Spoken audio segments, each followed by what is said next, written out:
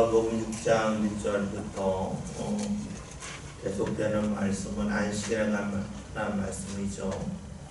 예수님께서 저희들과 함께 안식일에 밀밭 사이를 지나가는데 제자들이 밀을 따서 서로 비벼서 먹는 것을 보면서 이 안식일에 일을 하느냐 하는 식으로 사람들이 책망을 했고, 그 다음에 나와 있는 말씀은 안식일에 손 마른 자를 고치시는 것에 관한 말씀입니다.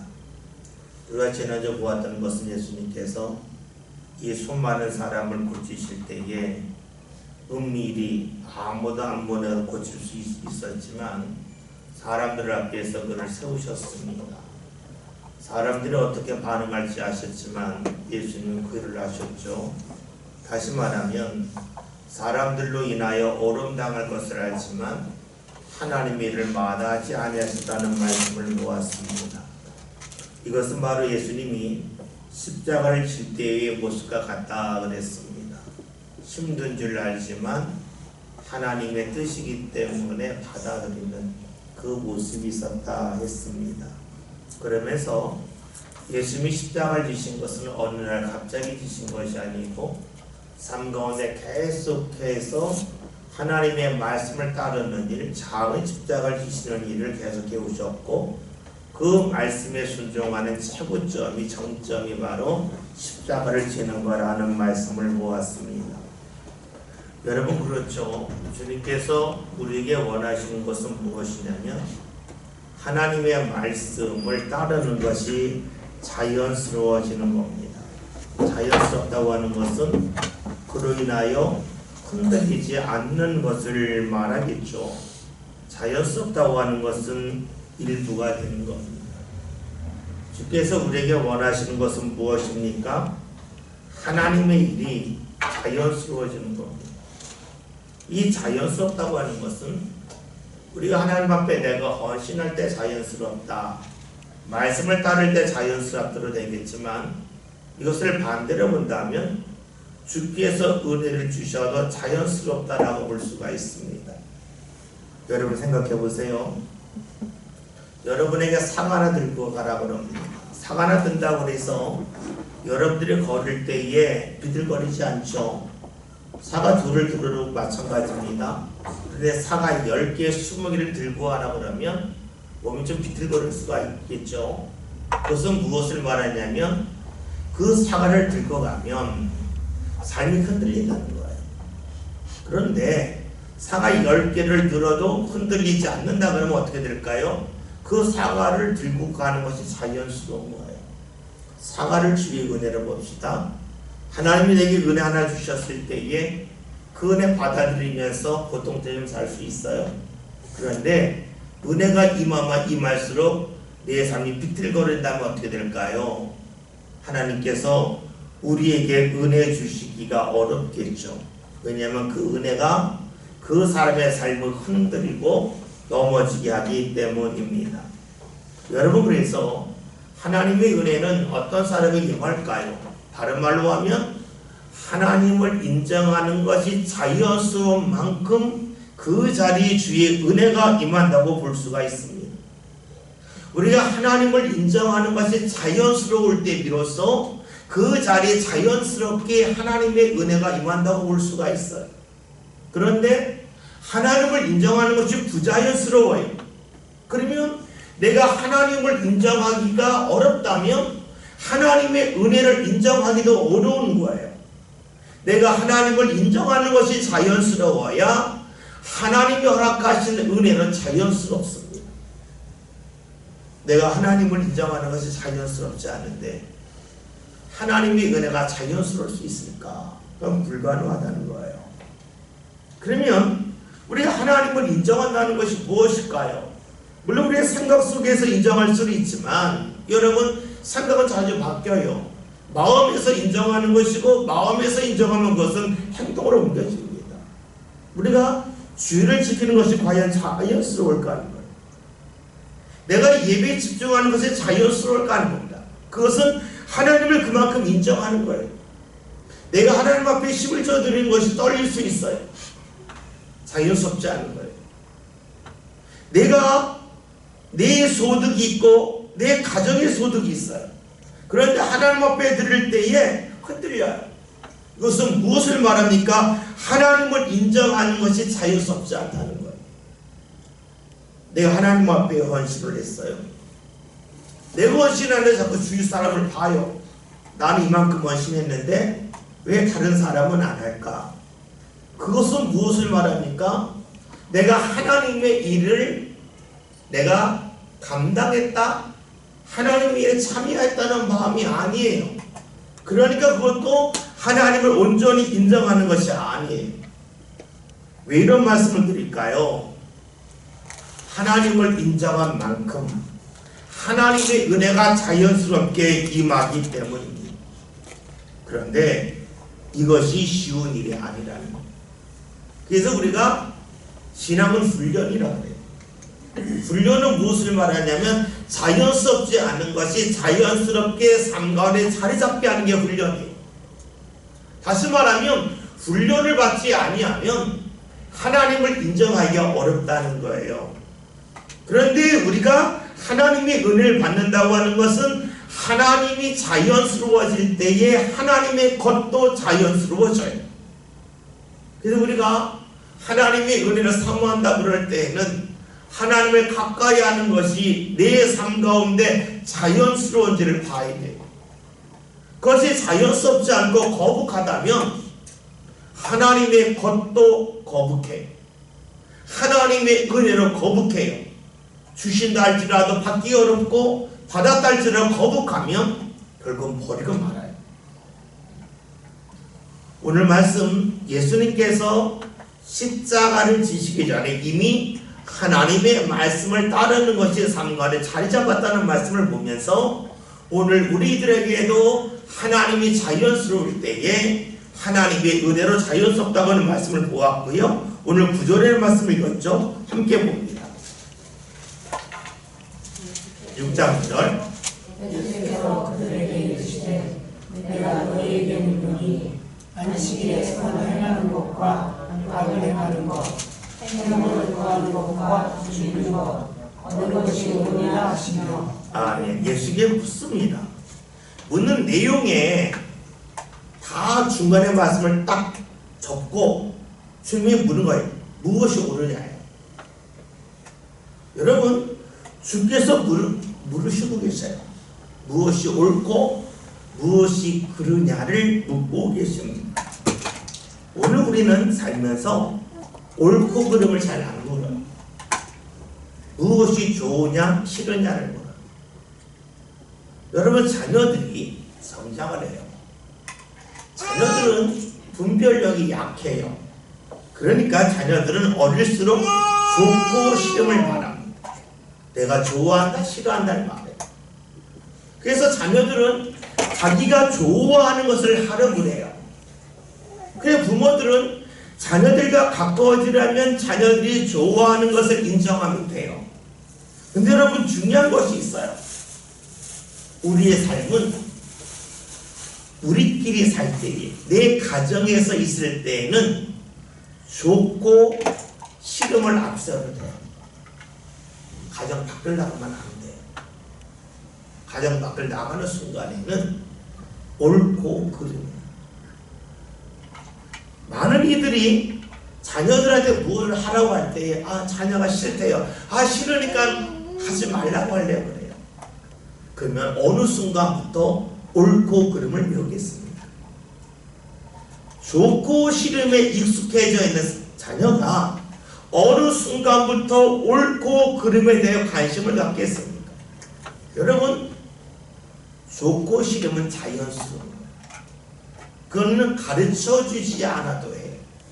근데 옳고 그름은 가르쳐주지 않으면 못해요.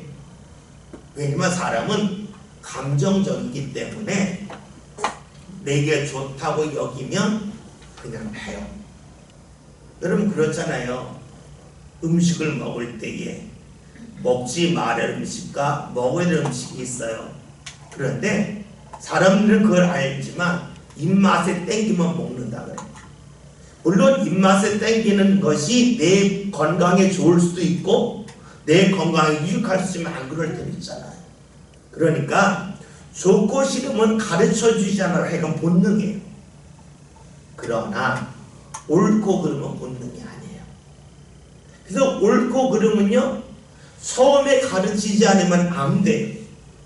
우리가 그런 거 했잖아요. 음식의 단맛을 내려면 먼저 음식을 조리할 때 단 것부터 넣으라고 그러죠. 그러면은 설탕을 조금만 넣어 단맛이 난다. 짠맛을 내고 싶으면 먼저 소금을 치라고 그러죠. 왜냐하면 소금과 설탕으로 먼저 음식에 코팅이 되고 나면 그 다음에 다른 것이 잘 들어가지 않기 때문에 그렇다는 거죠. 그러니까 처음에 하면은 쉽게 되는데 나중에 하면 많이 넣는다는 거예요.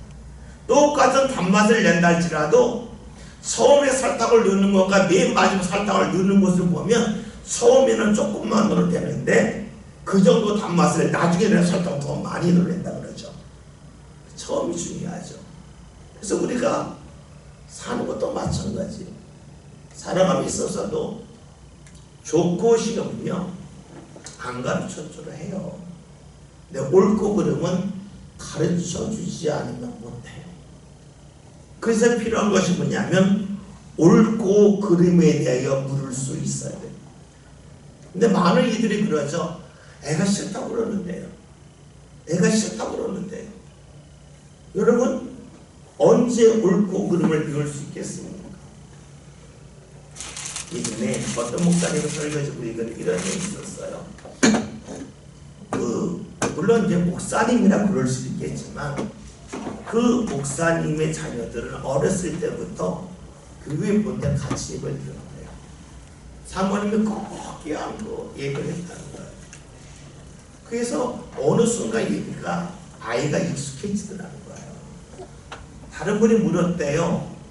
아니 아이가 그거 견딜 수 있냐? 그랬더니 그 목사님과 사모님의 얘기가 아이가 어렸을 때부터 무엇은 되고 무엇은 안 되는지를 알아야 됩니다. 그걸 모르면 커서도 못합니다. 틀린 말이 아니죠. 근데 어려워요. 왜요? 훈련 받아야 하기 때문에 가능했어요. 여러분 본능적인 것은 가르치지 않아도 해요. 그런데 본능적이 아닌 것은 가르쳐야만 가능해요. 예수님이 묻는 거예요. 야, 너희가 볼 때 무엇이 기분 좋고 무엇이 기분 나쁘냐 묻지 않아요. 무엇이 옳은지에 대하여 묻고 계십니다. 훈련은 자연스럽지 않은 것을 자연스럽게 만들어갑니다.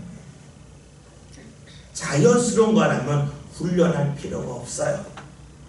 우리가 신앙의 훈련을 하는 이유는 옳고 그름을 먼저 판단하기 위함이에요. 먼저 보기 위함이에요. 내가 볼 때 좋아, 싫어, 이것은 나중에요.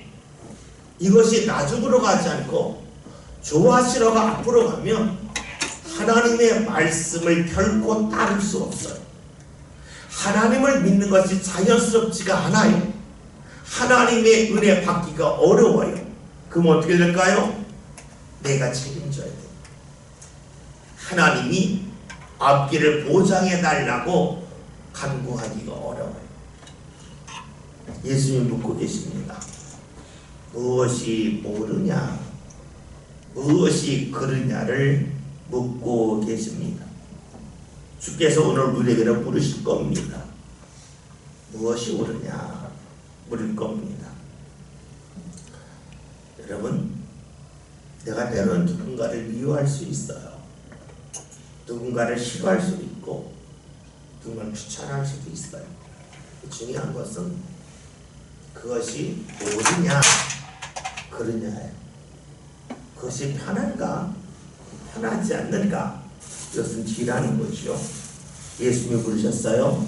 안식일에 선을 행하는 것과 악을 행하는 것, 생명을 구하는 것과 죽이는 것 중에 무엇이 옳으냐를 묻고 계십니다. 10절에는 말씀 함께 보겠습니다. 우리를 둘러보시고 그 사람에게 이르시되 내 손을 하시니 그가 그리하면 그 손이 회복되리라. 아멘. 예수님께서 왜 둘러보셨냐면 예수님의 물음에 과연 답할 사람이 있는가를 살피신 거예요. 주님께서 무엇이 옳으냐 물었을 때에 이것이 옳습니다. 이것이 그릅니다. 라고 하는 답을 원하셨지만 아무런 답하지 아니하십니다. 예수님께서 그 사람, 즉 오른손 마른 사람에게 말씀했어요. 내 손을 내밀라 라고 하십니다. 생각해 봅시다. 오른손에 마른 사람이 지금까지 손을 내밀어 본 적이 없어요. 근데 주님께서 손을 내밀라는 거예요. 지금까지 경험적으로 많이 해본 걸 하라고 한 게 아니었어요. 해보지 않은 걸 하라는 거예요.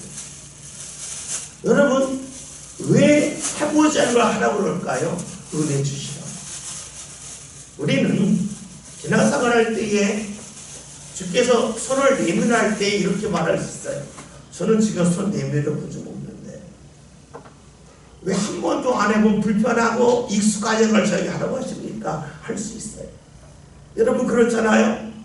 주님께서 내가 늘 하던 것 익숙한 걸 하라고 얼마나 좋겠어요. 근데 주께서 하신 말씀이에요. 야, 네 손을 내밀라는 거예요. 손을 내밀어 본 적이 없는데 내밀라는 거예요. 불평할 수 있어요. 경험한 거 하라고 하시지 왜 경험하지 않는 것 하라고 하십니까? 내가 힘든 줄 주님 모르십니까? 라고 말할 수 있어요. 주님께서 왜 하셨을까요? 말씀을 듣는 나 자신의 입장에서 보면 왜 해보지 않은 걸 하라고 하시지? 할 수가 있겠지만 주께서 그 말씀을 하셨을까? 은혜 주시려고 하는 건 아니겠어요? 오늘 우리가 말씀을 들을 때도 마찬가지예요. 해보지 않은 것을 하라고 할 때가 있어요. 해보지 않은 것을 한다고 하는 것은 다른 말로 습관을 바꾸는 거예요. 습관을 해봤던 거고 습관이 아닌 것 해보라고 하는 것은 거의 처음 하는 거예요. 우리 임지사님 오늘 예배 인도하셨죠? 혹시 다른 분이 예배 인도할 때에 어떻게 말하는지 주위에 들어본 적 있어요? 별로 없죠. 다음부터 주위에 들어봐요. 그러면 나와 다른 게 보여요. 제가 말하지 않을게요. 다른 게 보여요. 작은 거 보여요. 무엇을 말하냐면 우리는 습관적으로 할 수 있어요. 그래서 주님께서는 해보지 않은 걸 하려고 할 때가 상당히 많아요. 근데 그게 크게 어려운 게 아니에요. 그게 잘 보이는 거예요. 그런데 마음이 없으면 잘 안 보여요. 제가 설교를 하잖아요. 설교를 하니까 다른 사람 설교하면 잘 들을까요? 잘 안 들을까요? 잘 들어요. 제가 설교하는 사람입니다. 오늘 우리 김참 이수안에 와 있는데 토인이 키우고 있잖아요. 그러면 다른 집 애들 자세히 보잖아요. 엄마가 어떻게 하는지 잘 보잖아요. 왜요? 잘 키우고 싶으니까. 신앙생활도 마찬가지예요. 내가 잘하고 싶으면 보는 거예요. 보면 무언가 다른 게 있어요. 그걸 배워오는 거예요. 사람과 대화도 마찬가지예요. 대화할 때 이렇게 보면은요, 다른 사람들 말할 때에 같은 말인데 기분 좋게 하는 사람이 있고요, 같은 말인데 기분 나쁘게 하는 사람이 있어요. 그런데 내가 좀 다른 사람 말할 때에 대화를 잘하고 싶다는 마음이 있으면 그게 보여요. 내가 한 번도 해보지 않은 거지만 다른 사람이 하는 걸 보면서 배울 수 있어요. 여러분, 신앙은 내가 해봤던 것만 했는 게 아니에요. 해보지 않았지만 주께서 하라고 하시더라고요. 왜냐? 은혜 주시기 위함이에요. 두 번째로 이 사람이 손을 내밀라 그럴 때에 예수님만 있는 게 아니에요. 예수님은요, 이 손 마른 사람이 볼 때는 나그네예요. 나그네. 한 번 보고 안 볼 수도 있어요. 반면에 주위에는 수많은 사람들이 있는데 이 사람은 같은 동네 사람이고 같은 동네 사람으로서 나름대로 힘이 있는 사람이에요. 만약에 예수님과 동네 사람들이 마음이 같으면 괜찮아요. 문제는 말씀하시는 예수님과 주위에 있는 사람들의 생각이 다른 거예요. 예수님의 말씀을 따르면 주위 사람들이 이 수많은 사람을 미워할 게 보여요. 뻔해. 이럴 때에 과연 어떻게 할 거냐. 여러분 그렇잖아요. 주님께서 나에게 주시는 말씀이 그 말씀대로 행했을 때에 주위 사람들에게 인정받을 수도 있고, 때로 그 말씀을 지켰기 때문에 주위 사람들이 별로 안 좋아할 수도 있어요. 그 주위 사람일 때는 가족일 수도 있고 아주 가까운 친구일 수도 있어요. 생각해 봅시다. 이 사람이 지금 예수님의 말씀에 손을 내민다면 주위 사람 좋아할까 싫어할까? 분명 싫어할 거예요. 예수님은 그런 자리에서 말씀을 하신 거예요. 또 하나 생각할 것이 있어요. 손을 내밀라고 그랬는데 내미는데 안 올라갈 수도 있잖아요. 그건 망신이잖아요. 그러면 주위 사람들이 얼마나 그를 비웃겠어요. 수많은 생각이 그에게 몰려왔을 거예요. 여러분이라면 어떻게 하시렵니까?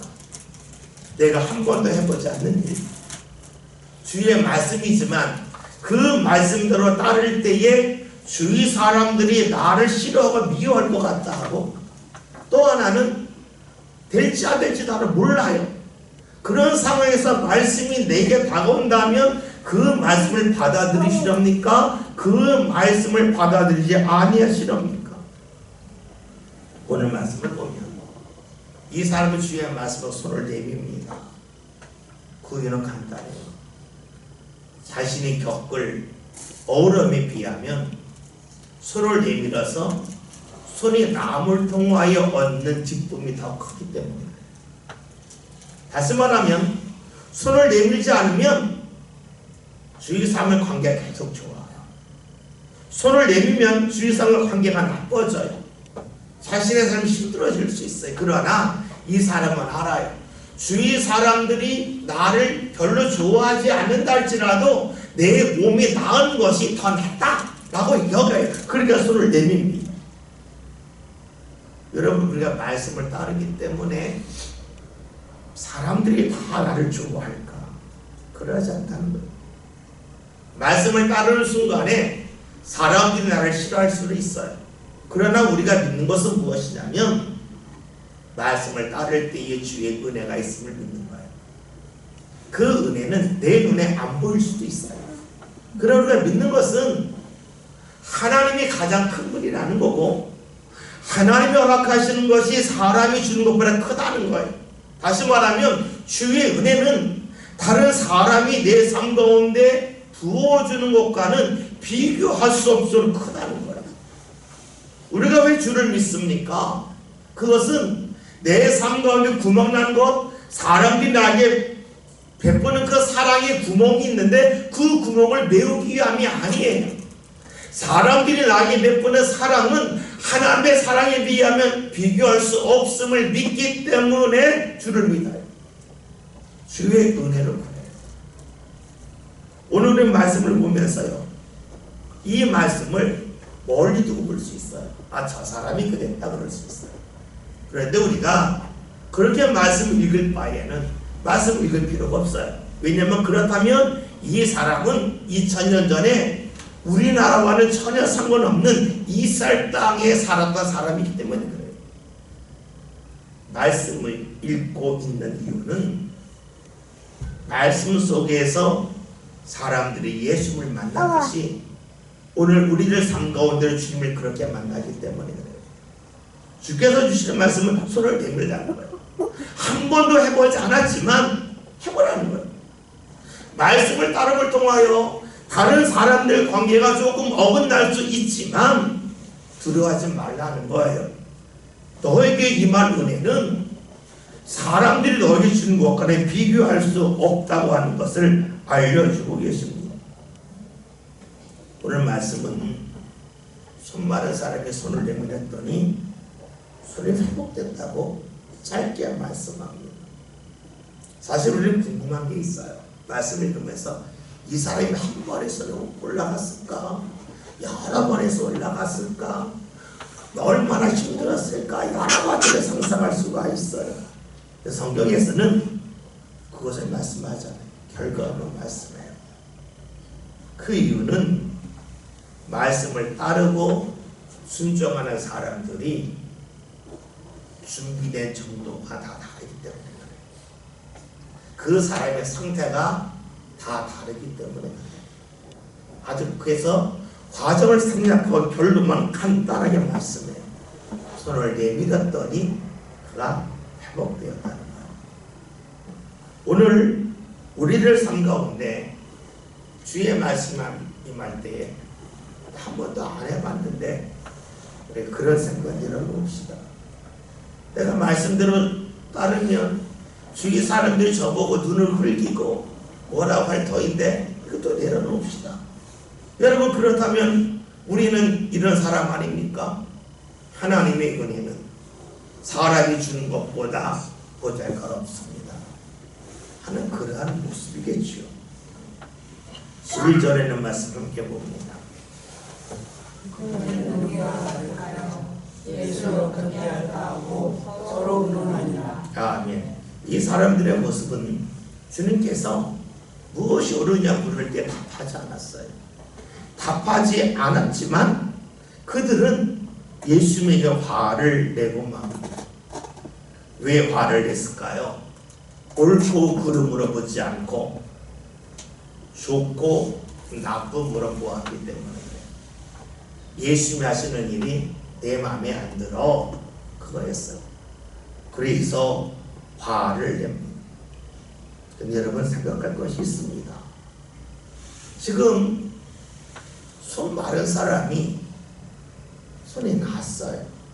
놀라운 일이잖아요. 여러분, 그걸 보면서 사람들이 이런 생각하실 수 있어요. 예수님이 놀라운 일 하셨는데 이 예수님이 우리 집에 가면 내 친척 중에 아픈 사람 낫게 하지 않을까? 이런 마음이 자연스럽게 들지 않겠어요? 그런 마음을 갖지 않는 거예요. 왜냐하면 분노했기 때문에 그들의 생각이 닫힙니다. 분노했기 때문에 은혜가 은혜인 줄 몰라요. 정상적이라면 예수님이 손 마른 사람 고치셨대. 그렇다면 그 예수님이 우리 동네 오면 좋겠다. 이런 마음이 없는 거예요. 우리가 누가복음 4장에서 예수님께서 회당에서 귀신들을 이제 고치니까 베드로가 시몬이라고, 시몬이 자신의 장모가 열병으로 앓고 있는 것을 알고 예수님을 자신 집에 모시고 오잖아요. 그래서 예수님을 통하여 자신의 장모가 나아요. 무엇을 하냐면 예수님이 하시는 일을 보고 나서 거기에 어떤 분노가 없고 거기에 대한 반감이 없다면 그 예수님이 우리 삶 가운데 오면 좋겠다는 마음을 갖고 모시고 온다는 거예요. 근데 분노는 그것을 차단하고 합니다. 오늘 우리가 신앙생활 할 때는 그래요. 분노할 수 있어요. 분노하는 이유가 내 감정 때문에 그럴 때가 너무 많아요. 내 감정이 상하다는 거예요. 왜 나만 수고해야 될까 하는 것 때문에 감정이 상할 수 있어요. 왜 내가 한 번도 해보지 않은 것을 하라고 그럴까? 그거 할 때 얼마나 힘든 줄 모르나 하는 마음 때문에 감정이 상할 수 있어요. 그래서 노함이 와요. 그 노함, 그 분노는 하나님의 은혜를 하나님의 은혜로 보지 못하게 만들어요. 그래서 은혜를 받을 기회를 스스로 저버리고 만다는 거예요. 오늘 저와 여러분 신앙생활 하면서 분노하지 않으면 좋겠어요. 마음 상하지 않았으면 좋겠어요. 그냥 말씀을 감정이 아닌 그래 하나님의 말씀인데 이 말씀을 붙잡으면 내가 잃는 것도 있지만 하나님이 주시는 것이 있는데 그것은 비교할 수 없는데 여러분 그런 마음과 믿음이 우리에게 필요하지 않겠습니까? 12절 함께 보겠습니다. 이때에 예수께서 기도하시러 산으로 가사 밤이 새도록 하나님께 기도하시고. 말씀을 보면 이때는 어떤 때입니까? 앞에는 말씀대로 한다면 예수님이 오른손 마른 자를 고치시고 이로 인하여 사람들이 예수님을 어떻게 할까? 예수님을 죽이려고 시도할 때였습니다. 이때 예수님은 무엇을 하셨는가? 기도하라 산으로 가셨다라고 말씀하고 있습니다. 여러분, 노한 사람을 보면 그 사람이 노한지 알지요? 유쾌하지 않습니다. 예수님도 유쾌하지 않았을 겁니다. 우리가 내가 큰 소리를 말하면 내 앞에 있는 사람도 큰 소리를 말합니다. 내가 얼굴을 찌푸리면 앞 사람도 얼굴을 찌푸립니다. 알게 모르게 우리가 옆 사람에게 앞 사람에게 나도 모르게 분위기가 점령당하고 걸려다. 집단 상담하는 것에 대한 글을 본 적이 있어요. 그런데 그 글 중에 이런 상당히 많더라고요. 그 딸들이 하는 거였는데 딸들이 아빠에 대한 분노가 굉장히 많아요. 그런데 그 딸들이 아빠에 대한 분노가 왜 만나보면 그 아빠가 밖에서 지금 직장이나 누구를 상대하고 나서 마음이 상한 거예요. 그 마음 상한 것을 자신도 모르게 집에서 푸는데 그 딸한테 풀었나 봐요. 그 딸은 그것이 상처가 되어서 아버지가 이미 나이가 많고 자기가 성인이 되었음에도 불구하고 그 상처를 계속 안고 산다는 거예요. 그래서 어떻게 되냐면 아버지가 경험한 일시적으로 좋지 않은 일이 그것이 가정에서 이어지고 가정에서 이어진 것이 자녀 때까지 내려간다는 거예요. 그래서 부모 때문에 나이 들어서 고통당하고 신음하는 일이 너무 많다는 거예요. 저걸 보면서 이 죄가 퍼진다는 게 이런 거구나. 죄가 퍼진다는 게 이런 거구나. 한 사람이 당한 어려움을 풀지 못했을 때에 그것이 자연스럽게 내 삶 가운데 자리 잡고 내 자녀에게 내려가고 내 자녀가 고통당하고 그렇구나. 그런 사람이 너무 많으니까 그것을 생각하게 됐어요. 여러분 봅시다. 나에게는 일시적인 거였는데 그것이 내가 누구한테 전하는 순간에는 일시적인 것이 아니라 자리 잡을 수 있다는 거예요. 왜냐하면 나는 견딜 수 있는데 내가 전한 것에서는 견디기 어렵다는 거예요. 그래서 무엇이 필요합니까? 내가 끊어줄 필요가 있어요. 내가 끊어주지 않으면 흘러간다는 거죠. 오늘 말씀을 그렇게 볼 필요가 있어요. 예수님이 앞 사람들이 주의 은혜가 임하였는데 분노해요. 여러분 그걸 보고 누가 웃겠어요? 그걸 보고 누가 기분 좋겠어요? 예수님도 기분 안 좋잖아요. 마음 상하시잖아요. 그 예수님 그걸 어떻게 하냐면 빨리 정리하려고 그러세요. 정리하다 본 건 무엇인가 보았더니 기도하라 산에 가시더라고요. 산으로 갔다고 하는 것은 사람이 없는 곳에 가시다고 하면 되겠고 또 다른 말로 하면 하나님에게 집중했다고 볼 수가 있습니다. 옆 사람이 하는 일이 나에게 알게 모르게 스며들어옵니다. 이것은 사람으로서 당연한 일이에요. 그런데 좋은 게 들으면 좋겠지만 안 좋은 게 들어온단 말이에요. 이것은 나와 무관한 거지만 내가 영향을 안 받을 수 없는 거예요. 그런데 예수님이 이것을 끊는 법을 우리에게 알려주셔. 그게 무엇이냐면 안 좋은 게 들어올 때 내가 안단 말이죠. 알 때에 내가 풀려고 하지 않고 하나님 앞에서 풀려고 하셨어요. 그게 뭐냐? 기도였다는 거예요. 여러분 우리가 살아가면서 나는 안 그런 것 같은데 나도 모르게 흘러가는 안 좋은 게 있다는 거예요. 제가 말씀드렸잖아요. 집단 상담할 때에 여자들이 놓고 상담을 하는데 그들이 대부분이 아버지에 대한 상처가 있어요. 뭐 엄마에 대한 상처도 있겠죠. 근데 그 상처가 왜 있나 보면 아버지가 힘든 일을 겪고 나서 집에 와서 자신을 이렇게 풀었다는 거예요. 밖에서 말 못하니까 집에가 자연스럽게 불었는데 그것이 자녀들에게는 하나의 큰 상처의 흔적으로 남았는데 안 지워지더라고요. 끊었으면 안 그랬을 텐데. 여러분 봅시다. 자녀에게 많은 돈을 주고 맛있는 거 사주고 많은 여행을 보냈다 할지라도 그 상처가 남아있으면 삶이 얼마나 힘들어요. 괴롭잖아요. 근데 그것을 끊는 방법이 있다는 거예요. 그거는 내 힘으로 안 된다는 거예요. 여러분 예수님이 왜 하필 이때 길로 올라가셨을까? 이유는 간단하죠. 은혜의 자리에서 사람들의 반응이 너무나 나빴기 때문이에요. 예수님이 산에 기도하러 가셨어요. 하나님을 찾았어요.